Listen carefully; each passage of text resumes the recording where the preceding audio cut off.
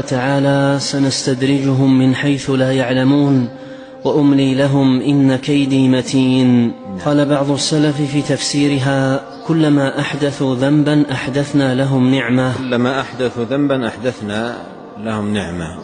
وهذا استدراج للكافر واستدراج أيضا للمبطل العاصي. إذا أحدث ذنبا أحدثت له نعمة، وتوهم بحدوث هذه النعمة أنه لم يرتكب أمرا خطيرا، لم يرتكب جرما شنيعا. وهذا استدراج ينبغي أن يفقه. المرء إذا رأى من نفسه تماديا في المعاصي والذنوب، وفي الوقت نفسه وجد أنه تتوالى عليه النعم، نعم الدنيا ومتاعها الزائل، فهذا استدراج له. هذا استدراج له. إذا رأى نفسه متمادي في المعاصي